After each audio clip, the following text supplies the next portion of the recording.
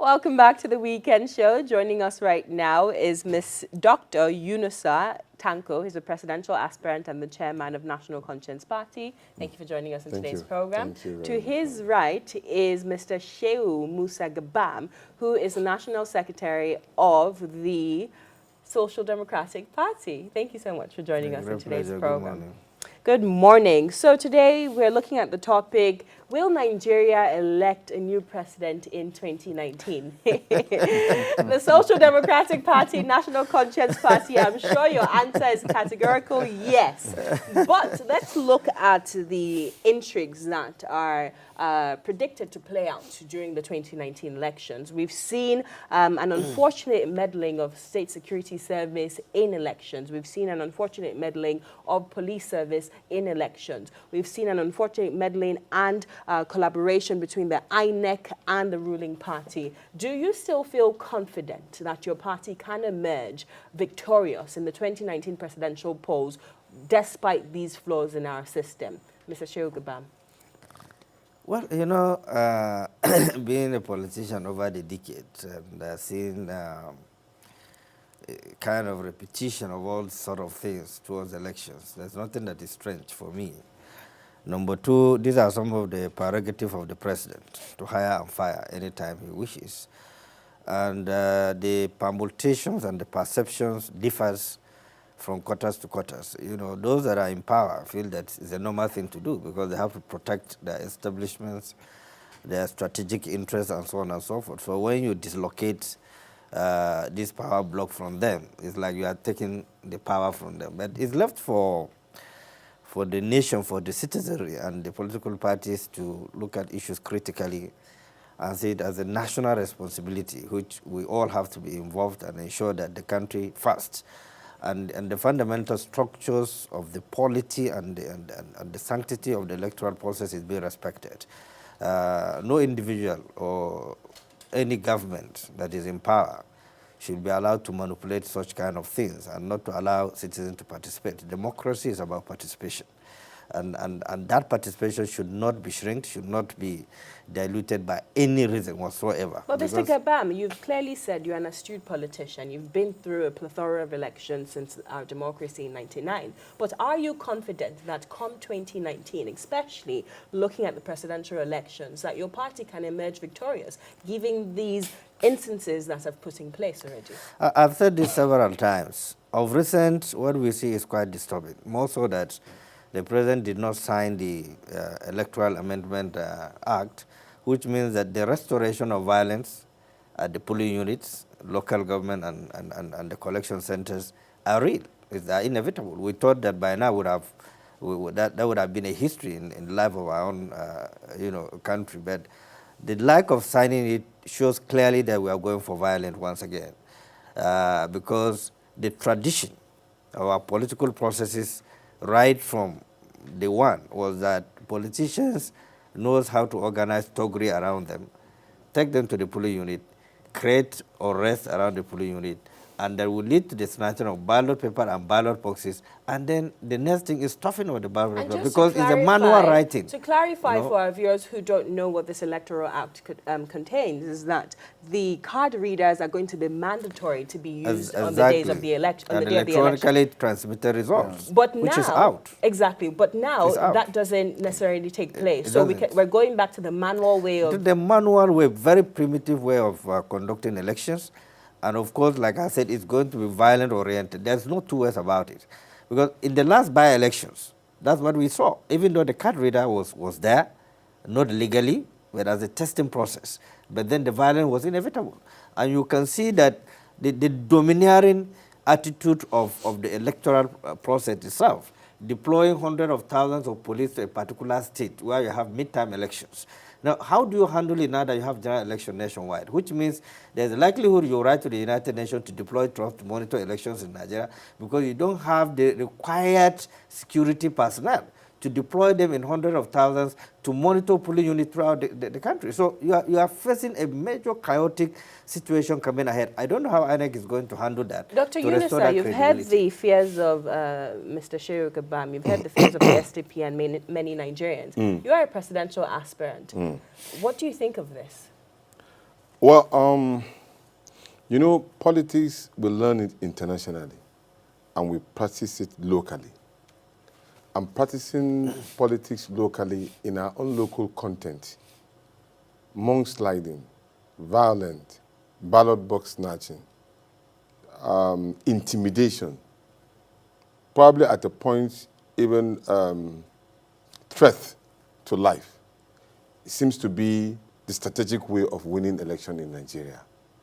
And we are finding it difficult to shift away from it.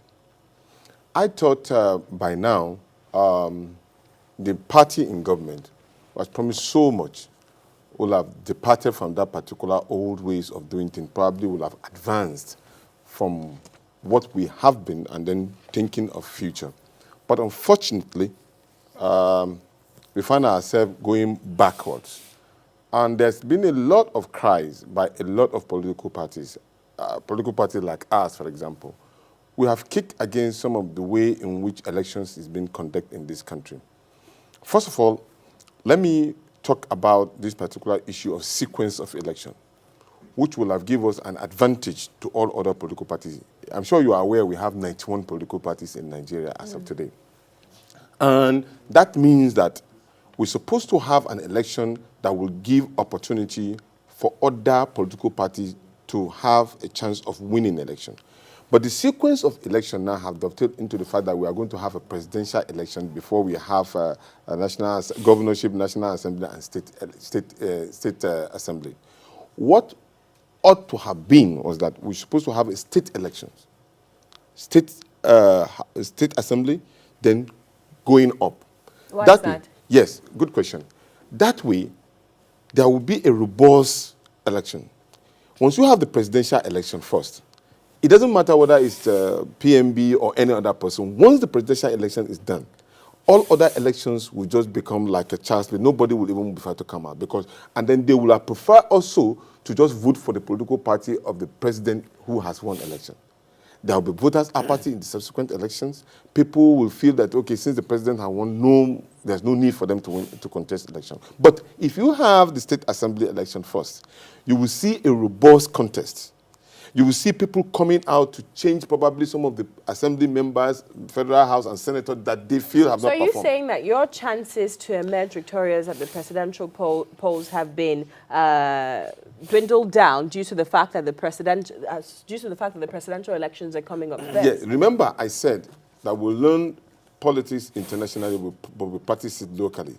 What is going to happen is that there's a manipulation of the system to the advantage of whoever is in power. But it's always happened this way. So it's that not is new why to the we are President saying we Muhammadu want Buhari to we are expecting that we depart from it. I didn't mention that. I said we expected that we'll depart from that particular old ways of doing things. We are trying to advance our democracy. But that is not happening. And that is the area of that sequence of election. Let's now talk about this particular electoral act. What it means is that we are going to work on the electoral act as amended in 2000 and the last electoral act. We cannot work on the new one. And that will have taken away all this issue of cross-carpeting, people moving from one political party to another. We will have been able to stay put in those particular political parties, and then people will have been able, even if you are moving, you will have to leave that your seat and probably go to the new political party. But this is not happening. Okay, Dr. Tanko, let's talk about issues right now. This current administration believes it has scored an A in job creation. This administration believes it has scored an A in security. This administration believes it has scored an A in the economy. And they believe that this is the basis for President Buhari to be re-elected in 2019. Statistics? With what statistics? What do you think? With what statistics? When the issue of job creation and all has increased from the position of 14.8 as the last time I checked, and then you are talking about the security challenges that we are having already still, and then with one that is being created, the economy is worst off at the moment. So I don't know what indices that is being used in determining probably scoring an A or not. If they have done so well, I can tell you people like us wouldn't even want to run election. Yes, if they have done so well. Today, the list I counted of presidential aspirants were close up to about 43. 43, juggling for one position. If they have performed so well in that particular regard and they scored these particular grades, and then, well, why would anybody want to contest election? So I don't think it's true. I don't think it's true. And besides, you know very well that the president himself only campaigned on 3 things. But the manifesto of the APC is different from the manifesto of Mr. President. You need to know that. And the party itself actually is the one that signed a social contract with the people. It's not Mr. President. So, but he campaigned on only 3 things. Security, job creation, that and is fighting the only corruption. thing. But you see, this issue that my co-host has asked you about, the manifesto and, you know, scoring this present administration, I think it's very easy to judge a government from the outside. But once you get inside, it becomes a different ballgame. You're running to be president. You're hoping to field presidential aspirants in the 2019 election. What makes you both so confident that you have the solution to Nigeria's problems? The SDP, the National Conscience Party are not in the 2 top political parties in this country. What makes you think that Nigerians are going to buy into your ideologies to ensure that your candidate, or out of all the aspirants, one of them emerges victorious in the 2019 polls? I'll go to you, Mr. Gabam. Well, when you say hoping to field, yeah, I think you are wrong. We are going to field a presidential aspirant. 100%. We are not hoping, 100%. Okay. Yeah, we are a political party, and we are running our party 100%. We have not considered any inch of our responsibility as SDP. Number 2, when you said, what hope do we have? It's not just a hope. It's about presenting what is right, defending what is right, vis-a-vis what he just mentioned, the statistics he just mentioned. These statistics are not just imaginatory. People can manufacture figures. This is not the first time figures have been manufactured. Even the previous government have manufactured figures. So it's the same thing that is going on. Unfortunately, we live in a society where propaganda is the order of the day. Reality has been taken out. Morality has been taken out. Immorality has replaced morality. So, and people have mortgaged their consciences. The right of people to pick on issues on the basis of survival and strengthening who they are is gone, because the level of frustration, the level of poverty have taken away every inch of rational thinking of an average Nigerian. Very few have the courage and the determination to say that the system is running very badly. So we believe that what we are doing was fighting to restore those core values in the system.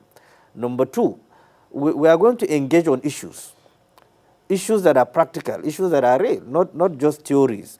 We have suffered a lot because of theory, presentations, and campaigns, and so on and so forth. I believe by now Nigerians have come to terms that the issue of theoretical perspective is gone. It is practical now. That's why you find out that the challenges that is coming up to the system is massive now.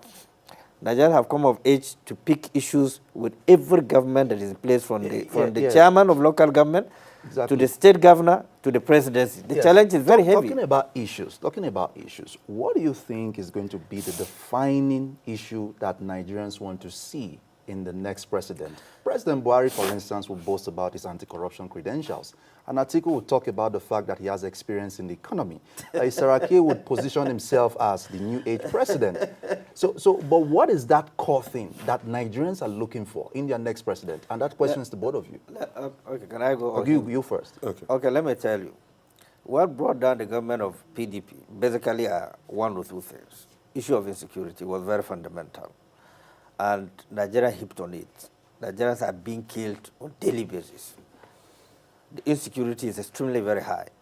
The kidnapping. Kaduna-Abuja road is one of the highly policed roads in Nigeria. Yet you cannot drive safely with the rest of mine from here to Kaduna and thinking that nothing will happen to you. That is the gravity of the situation on ground. Number 2, if you visit communities or villages, all these statistics of economy, you will absolutely discover there is zero. People are virtually surviving once a day, daily meal a day. They cannot corruption. This government says it's fighting corruption. When you are talking about corruption, the international bodies have adjudged that this government is one of the worst governments in terms of corruption.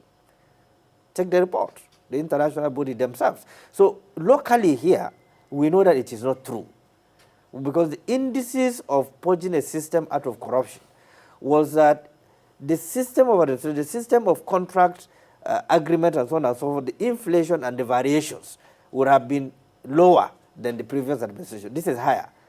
Once a contract is being reviewed, you find out the variation is higher than the previous one. It almost tripled it. So what are the indices? And where is the cancerous center of corruption? Is the executive.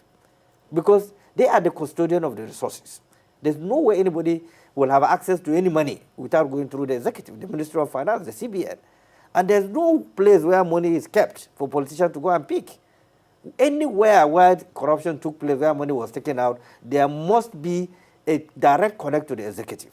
So if you are fighting corruption, you start fighting for a decade. You push the executive that have the processes, have the legality to deal with all documentation that have to do with issues of taking money illegally. That is the first place. If you leave the executive the way it is and you are fighting corruption somewhere, there's no way you will succeed in fighting corruption. So you're saying Nigerians would like to see a real corruption fighter in their next president? Absolutely, not just corruption fighter. You have one life have to be secured. Life and property have to be secured. That is very fundamental. The way the situation we live today, everybody live in fear.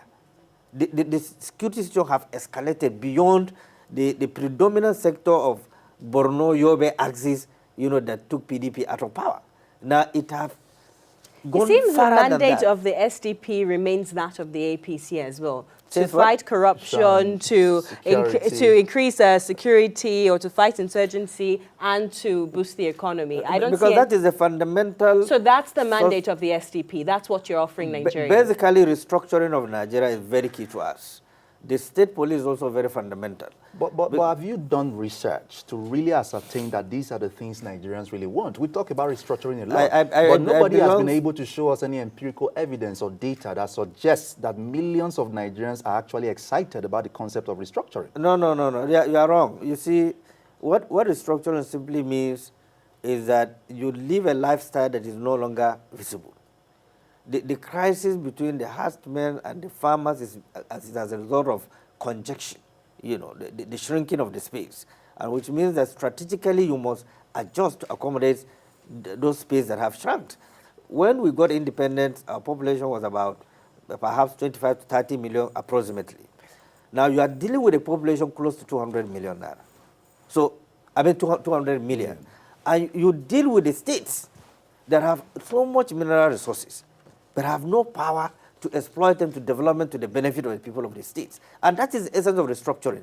Empower the state to have independence, to bring investors into the state, develop those natural mineral resources for the good of infrastructure of the state, for the security of the state, for whatever that is necessary for the enhancements of the state to become a viable state. Dr. Most of the state cannot pay salary. Let's bring Dr. Now, Yunusa in here. For me, But the question is, the National Conscience Party, what will you do differently? We've had the three-pronged approach from the SDP. We know that of the APC. So what is the National Conscience Party offering Nigerians? For me, key is unemployment and economy. Economy and unemployment. We did the statistics. At the moment, we have about 192 million in Nigeria. Out of the 192 million Nigeria, half of it are the younger generation, within the age of 18 and 25. They are closing up to about 60 to 70 million. A majority of them are unemployed. And that's a time bomb. Unemployed. And what we are thinking of doing is this. We develop under the 10-Care program. We have a 10-Care program in the, as our manifesto. Under the 10-Care program, we believe that job creation can be made into the 774 local government of the Federal Republic of Nigeria. I'll give you an example. In Kura, for example, where I come from, where's my state, in Kano State, we produce rice and other agricultural products. Now, you can't believe that those production of rice have been done in the same archaic way that we have over the years. Even when you pass around Kano, you will see tomatoes still being dried on the road. Okay? We are of the belief that there must be a cottage industry that is domiciled in each of the local governments. Each of the local governments have a local content. I don't know which of the local government you come from. I'm sure there's a particular way of survival in that particular local government. For example, Ekoma, where they produce, you see them with palm oil, some of them with pineapple and all of those ones. Now, you need to domicile a cottage industry that is replica of what they do in a modern way.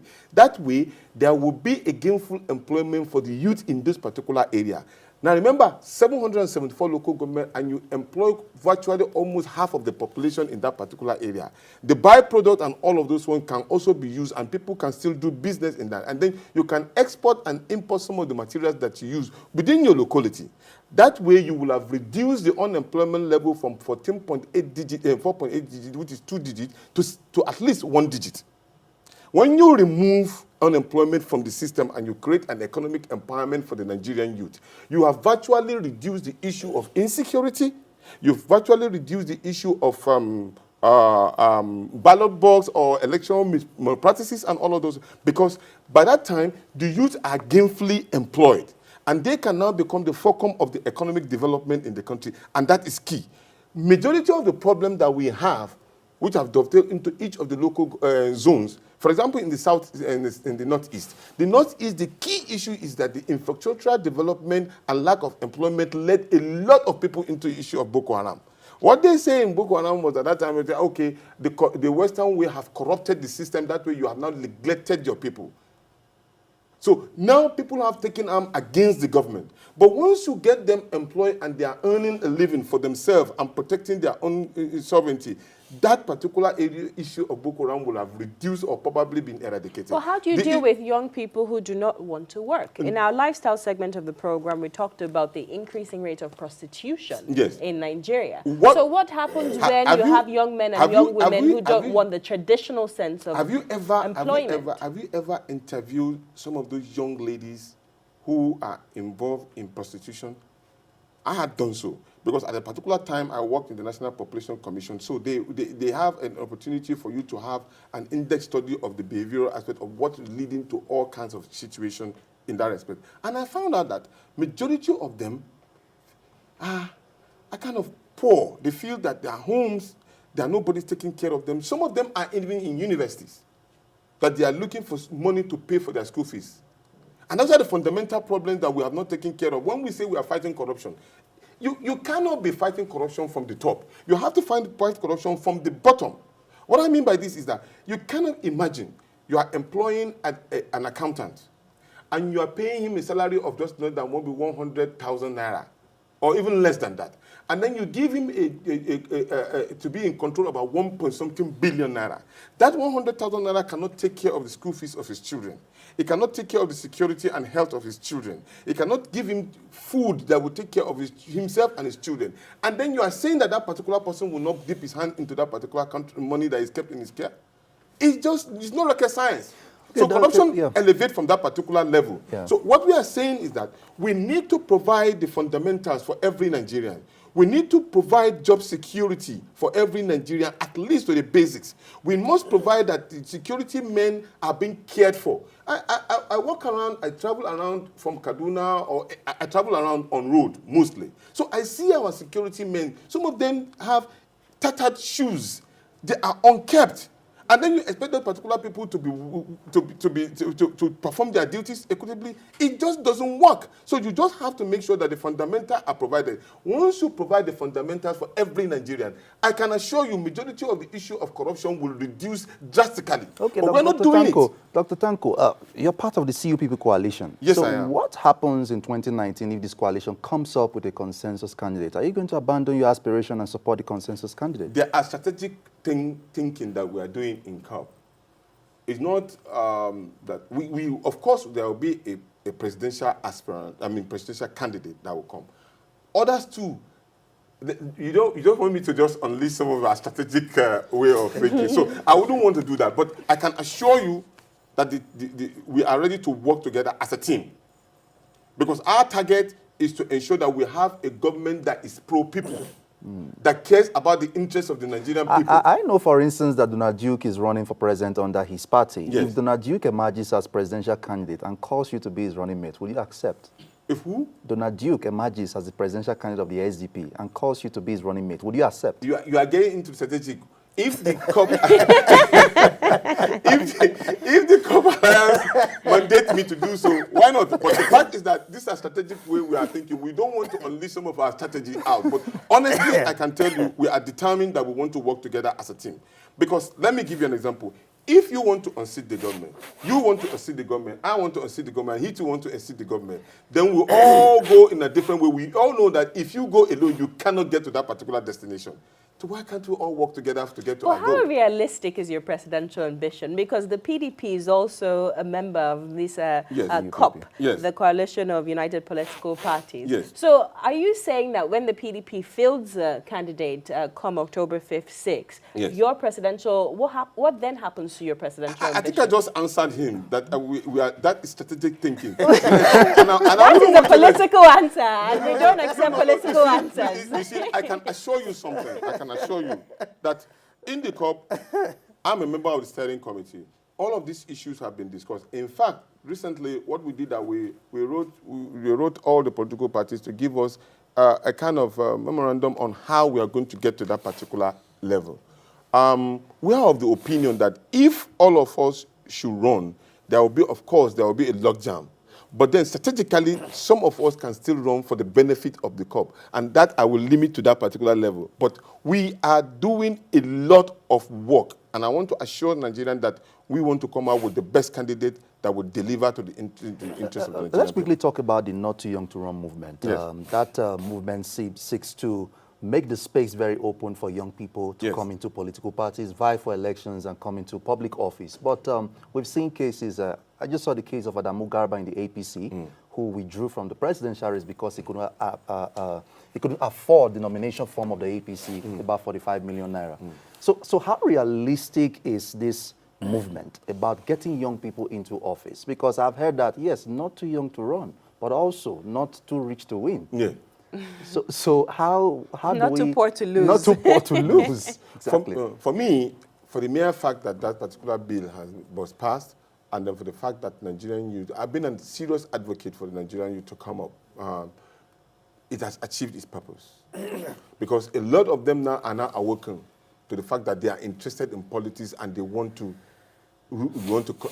perform in government. They are into politics and some of them want to win. And some of them want to contest election.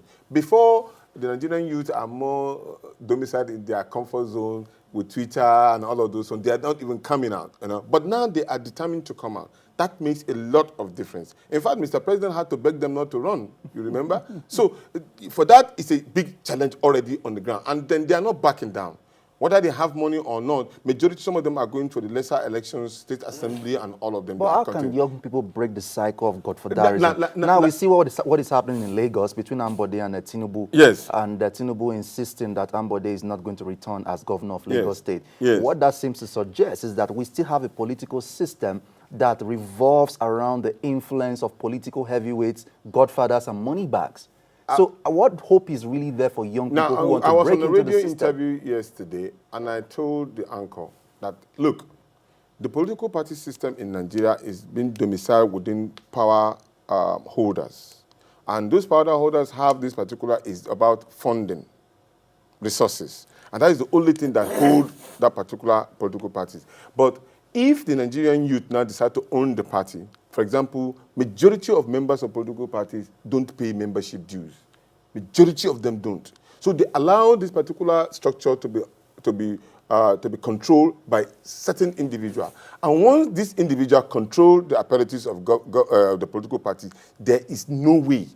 You only take a little bit of chance for you to be able to strike a balance and come out. So the owning of the political party becomes very important for the Nigerian youth. How involved are young people in your party?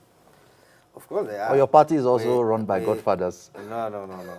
You are wrong, absolutely wrong. There's no godfatherism in SDP.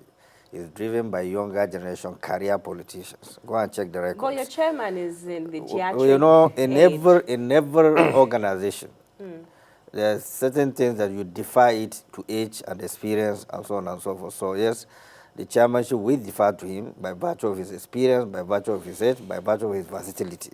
And that's the way system runs. If he said everybody must be of a generation that doesn't have the backlog of experience and so on and so forth, it's likely to have a problem. Now, you're talking about the young people. So far, the youngest people that are running for Senate who have purchased their form are from SDP, both State Assembly, Reps, and the Senate, and even the governorship, the records are there. Number two, where I think SDP is the only party right now, I'm not sure I'm accurate, that have given form free for people with disability. We have one who have purchased a form to run for the House of Reps. We are also giving form free for women to run for all positions in SDP. So the driving force of any political party are the younger generations. But then there are rudiments which they have to follow, the tutelage. You cannot just jump into office when you don't know the processes that are involved. Some of us have gone through processes of training for a very long time, following a lot of activities, a lot of engagement that have shaped us to where we are today. We didn't just fall from heaven and become where we are today. So the youth have to exercise a patience to understand how the system operates, how it works. It's not about having an ambition. When you have an ambition, you should know also there's a process to realize that ambition. And having a form is not really a license for you to win election. When you purchase a form, you must ensure that the political party have the capacity, have the structure to campaign for you to win election.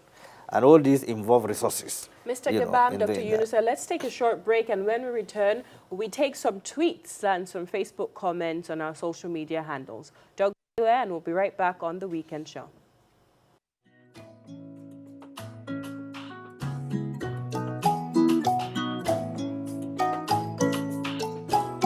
I really like you, and it's true. There is only one, just you, yeah. I find it hard to say, I wish you knew. I am on your Instagram all day, stalking you. You in my life is all I'm hoping for. If you go be mine, dear, now forevermore. I won't talk my mind and say how I feel inside, but I fear you won't feel the same for me. Oh, if she loves me, hallelujah. If she says she loves me, hallelujah. Oh, when she loves me, hallelujah. If she says she loves me, hallelujah. I see the way he looks at me. I know the things he does for me. Boy, if I could read your mind, I wonder if I'd be inside, if you could be mine. I feel like I've been drinking wine. If you call me baby, me I don't go mind, oh. I know you want me, baby, make you talk your mind, oh.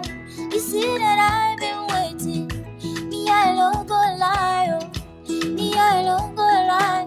Maybe I'm just crazy, but I think he loves me, hallelujah.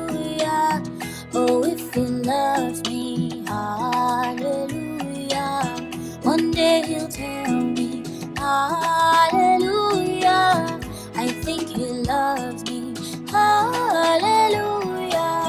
I don't they love you for a long time, my dear, yeah, yeah. It be like say you know, no, say I get it. I wish you knew what I'm feeling for you, darling. You're so extraordinary, and there's no ordinary thing. You say you love me, hallelujah. My baby loves me, hallelujah. Welcome back to the program. Now we bring some tweets from our political segment. We have Adebayo Olufemilayo at Funmab, who says most political parties campaign the youth of the country as the deciders and key factors to decide the next president. But we don't see the input of the youth in most political endeavors carried out by most parties. Why? And from @_Chris6, we saw this tweet. Will the new elected president, if not from any of your parties, receive the same support you are giving to your presidential aspirants at the moment? Then we see a tweet from Memoirs of a King. What plan does your political party have in place for youth unemployment in the country? And from Emmanuel Egede, we saw this tweet. Dr. Yunusa Tanko, outstanding speaker and a man with lots of ideas to move our nation forward. I wish we can have an enlightened president like him with the welfare of the people at heart. God help Nigeria. Well, that's the most we can take on the program. We'll give you guys 1 minute each to just respond to that. I'll start with you, Dr. Yunusa. Okay, I think I've elucidated and amplified on the issue of unemployment, which I've given kind of a clear view on exactly what we intend to do. And that is practical. And then with the issue of youth, trying to say, we are the oldest political party in Nigeria. A lot of people want to question that, but that is the truth. We started in 1994. And when we started as a political party, in order to get the youth engaged into it, the platform of the NCP is free. We don't have money attached to nomination fee, no contention fee, nothing like that. It's free all through. Mr. Gabam? Well, changing the government is a collective responsibility. It's not an individual affair. If we want to change the system, if we want to change the country, we must do it devoid of parochial issues, sentiments, and let us face reality and vote on the basis of the fact that people need security, people need job, the country need a lot of infrastructure to deal with the issue of accident, death, and unnecessary things that borders our country. So in SDP, we are positioned to do that. We are appealing to all Nigerians, particularly to you, to seek for information rather than speculating. Information is very important. Mr. Gabam, Dr. Yunusa, thank you so much for joining us in Thank today's you very much for program. having me. We'll take a break right now. When we return, more on The Weekend Show. Don't go anywhere.